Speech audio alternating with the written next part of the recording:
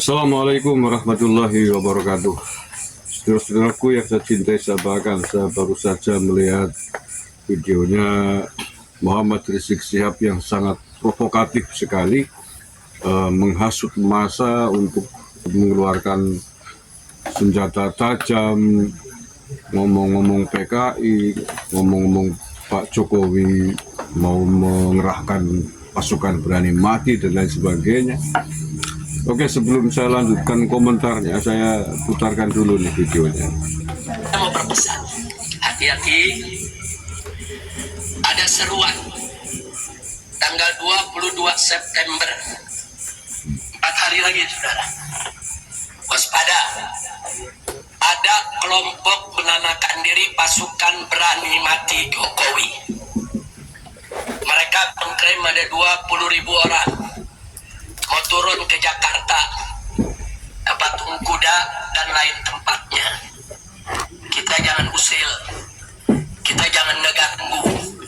Silakan mereka mau demo, mau orasi, mau berteriak, itu hak mereka untuk menyampaikan pendapat. Tapi jangan coba-coba bikin rusuh di Jakarta. Jangan coba-coba bakar-bakar halte, saudara.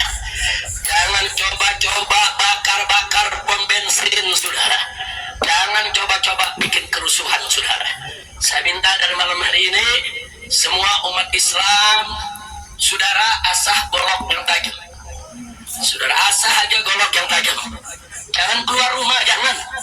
Kalau mereka demo damai, tenang, silakan. Masuk Jakarta damai, keluar dari Jakarta tenang. Betul. Tapi kalau mereka mau bikin huru-hara di Jakarta, coba-coba ganggu keamanan, bakar-bakar halte. Hei, umat Islam, keluar dari rumahmu, bawa senjatamu, ganyang mereka. Habisi di mana saja berada, saudara. Takbir, takbir, takbir. Kita lemah, cari mati. Di sini ada kejadian, nggak boleh. Jadi umat Islam kalau ada yang datang nawarin dapat duit, yuk ikut demo damai. Mereka ingin merontokkan kepercayaan umat kepada habaib. Makanya jangan kaget kenapa habaib dicaci maki, Pak Alwi dicaci maki, saudara.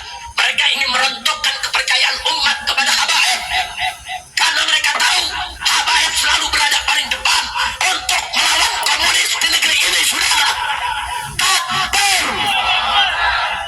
Jadi kalau habaib udah disingkirkan, nah besok kiai disingkirkan, saudara.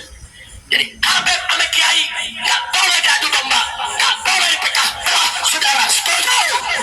Takbir. Siap siaga satu, siap siaga satu. Jadi semua laskar Islam itu saya minta, termasuk dari FPI-nya, Persada 212-nya, saudara. Semuanya, termasuk dari persatuan-persatuan. Udahlah ya, jelas. Jadi untuk saudara Rizik Syihab, ente provokatifnya orang maret-maret di cara ngomong ini, nggak sembuh-sembuh, selalu provokatif, membuat isu hoak, mengancam, menghasut massa untuk membawa senjata tajam, ngomong-ngomong PKA, PKI. Presiden tidak perlu mengerahkan pasukan berani mati. Kang Rizik Syihab, saya kasih tahu ya, presiden itu panglima tertinggi. Presiden itu panglima tertinggi Tentara Nasional Indonesia dan Polri sekaligus. Artinya kalau presiden berkehendak untuk meringkus sesuatu, untuk menangkap sesuatu, untuk melakukan sesuatu terkait dengan keamanan negara, cukup instruksi kepada TNI Polri, selesai. Jadi buat apa presiden kemudian mengerahkan pasukan berani mati? Nggak ada perlunya. Seluruh TNI Polri ada di bawah instruksi presiden. Kang, paham Kang Rizik Syihab? Sekali lagi, presiden itu punya penuh, punya instruksi terhadap TNI dan Polri sekaligus di seluruh Indonesia. Jadi kalau misalkan presiden menginstruksikan sikat Petamburan, gulung Petamburan, selesai. Tidak perlu membentuk pasukan berani mati, buat apa? Itu preman yang punya pasukan berani mati kayak gitu-gitu, yang suka keluar-keluar kayak gitu, preman kelasnya. Presiden tuh, Pak Jokowi masih presiden hari ini. Jadi kalau dia berkehendak, tangkap itu, gulung Petamburan, selesai dalam 1 menit. Karena beliau punya otoritas. Jadi tidak usahlah menebar provokasi semacam itu. Presiden tidak perlu punya pasukan berani mati. Antum itu nggak pernah selesai menjadi orang yang sangat provokatif. Saya tahu maksudnya, Anda kan ingin mengesankan bahwa Jokowi ini bikin huru-hara, ingin bikin kacauan di negara ini, ingin menjauhkan Pak Jokowi dari Pak Prabowo kan? Anda sedang mencari muka di hadapannya Pak Prabowo. Iya kan? Biar dikatain sebagai orang yang peduli dengan keamanan Jakarta, peduli dengan keamanan ibu kota. Sedang ngemis-ngemis perhatian Anda kan kepada Pak Prabowo. Nggak akan, Mas. Upaya sampean nggak akan berhasil. Pak Prabowo dan Pak Jokowi itu satu kesatuan yang tidak bisa dipisahkan oleh siapapun. Dan itu berulang kali disampaikan oleh Pak Prabowo. Berulang kali disampaikan oleh Pak Prabowo. Upaya-upaya hari ini dari pihak-pihak musuh politiknya Pak Prabowo, musuh politiknya Pak Jokowi yang kemarin kalah di Pilpres 2024, yang selalu berusaha memisahkan Pak Jokowi dengan Pak Prabowo, itu terus bertebar, dari itu tidak dianggap oleh Pak Prabowo, termasuk isu Pupu, Fafa dan lain sebagainya.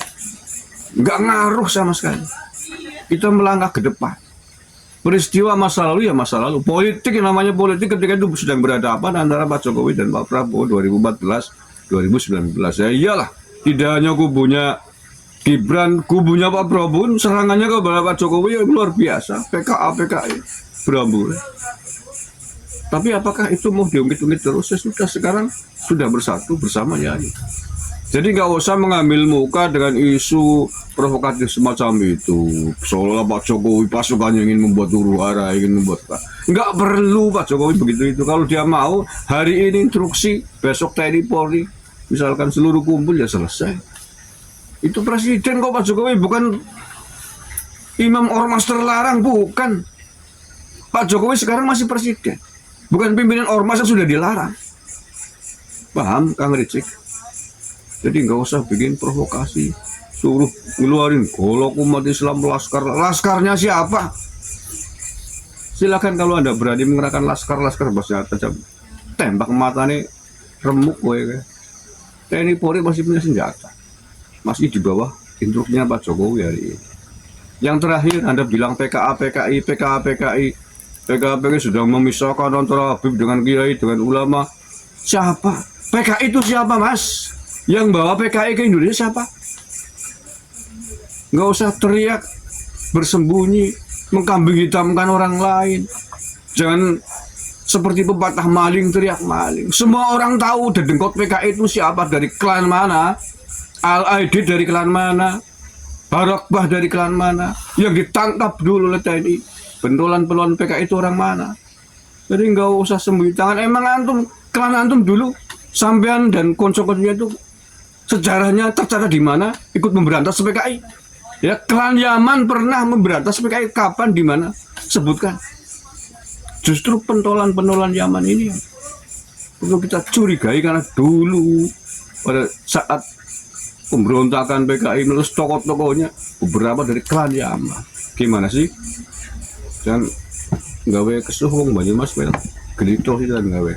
Terima kasih, kurang lebihnya maaf. Assalamualaikum warahmatullahi wabarakatuh.